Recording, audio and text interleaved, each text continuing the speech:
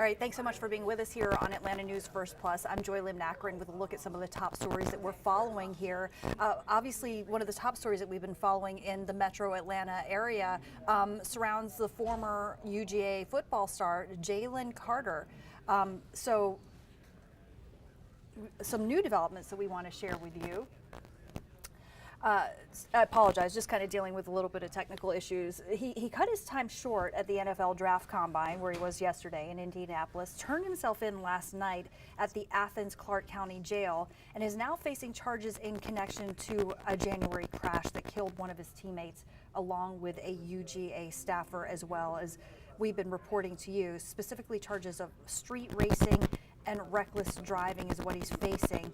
He wasn't in jail very long, though, we've learned. His booking sheet actually showing that he was booked into the jail at 11:33 last night, and he was released just 16 minutes after that. I want to show you this video, though. Take a look at the surveillance video from downtown Athens in the early morning hours of January 15th when the incident happened. So this was hours after the parade celebrating UGA's second national championship in a row, and it shows what appears to be a black Jeep and some other vehicles accelerating really quickly through that intersection.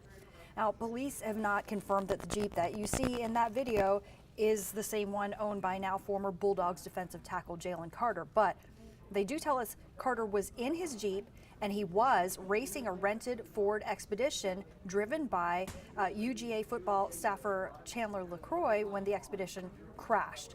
LaCroix was killed in the crash. So was UGA player Devin Willock. 2 others were injured. Well, now a toxicology report shows LaCroix's blood alcohol concentration was nearly 2.5 times the legal limit, and she was driving 104 miles per hour. Listen to this 911 call appearing to place Jalen Carter at the scene of the crash just before police arrived. Hey, take me. The owner of this Hey, you might just go ahead and yo. is not responding to their phone. The emergency Damn. location is Damn it.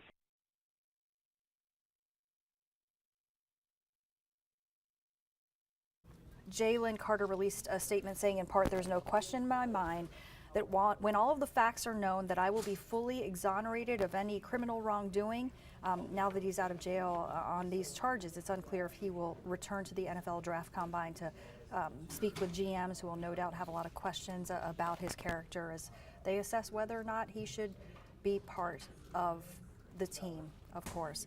I also want to share with you this story that we're following right now out of Gwinnett County. Certainly not news that a parent or community at all wants to hear about. A Gwinnett County teenager was found missing, and then later police found him shot to death in the backyard of a home in Lawrenceville. Yasmina Alston has the story. Me and my brothers heard the gunshots last night. I don't know what time it was, probably around 10. 16-year-old Jose Martinez found shot to death in this Lawrenceville house.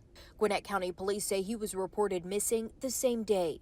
Investigators were at the home on Patton Mill Trail following up on a missing person case when they found the teen's body in the backyard. Unsure if it occurred where he was found or if it occurred somewhere else. Police say no one else was at the house. Neighbors tell me it's abandoned. One resident says there are crime concerns in the neighborhood, but they weren't expecting this. It's very common to hear gunshots around here. You know, some people just like to shoot their guns, I guess, but we didn't think anything of it because we're so used to hearing that around here. So when we heard it, it sounded very close. The tragic discovery of another missing Hispanic teen also has the community on edge. One person calling it a problem in Gwinnett County, especially after 16-year-old Susana Morales was found dead. Residents say they are hopeful for answers. It's a problem, and I just think that there needs to be some more done about it because it's becoming worse and worse. Yasmina Alston, Atlanta News First. And our thanks to Yasmina for that report. Okay, I also want to share with you this story. A man is behind bars for bringing bomb-type materials through TSA, allegedly. Here's a suspect. He's 40 years old. Mark Muffley is his name. Investigators found a circular compound around 3 inches in diameter, wrapped in wax-like paper, they say, clear plastic as well. And they say that it was hidden in the lining of the luggage. Well, authorities recovered other items as well, including a can of butane and a lighter. According to court documents, this suspect was caught on security cameras leaving the airport after TSA agents paged him over the intercom system to report this issue to security. But he was arrested Monday night without incident by the FBI. He's going to be in federal court later today, at least he is due to be. So how did investigators know that these materials were his? Authorities say there was a bag tag with his name on it that helped track this suspect down. Okay, I also want to let you know about this case that we're following out of South Carolina. A prominent attorney, Alex Murdaugh, is on trial for the murders of his wife and son, also kind of implicated in a number of other illegal activities as well, including money laundering, insurance fraud. This is a very layered case, but I want to show you this live look inside the courtroom right now. You can see the seal is up because presumably that usually means that the court is on break at the moment. But we do know that closing arguments are underway in this trial. The state presented their closing arguments yesterday, and the defense will be presenting their closing arguments today. And then the state gets a rebuttal closing. But Alex Murdaugh has denied killing his wife and son. A fascinating story because he is part of kind of a legal dynasty in coastal South Carolina. His family for some 90 years has held powerful positions within the prosecutor's office, and here he is now accused of the most serious of crimes. He has since been disbarred. His own law firm, former law firm, is suing him. They're alleging that he actually was stealing clients' funds and using them for his own personal gain.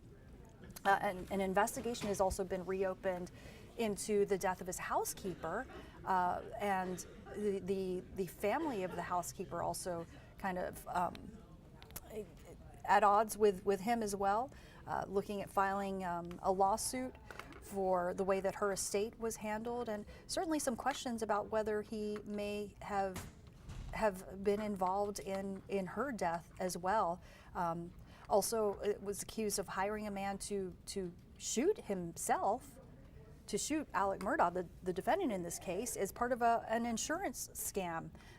These are the accusations against him, but today what we're looking at is simply the murder trial, in which he is being accused of murdering his own wife and son at the family's estate.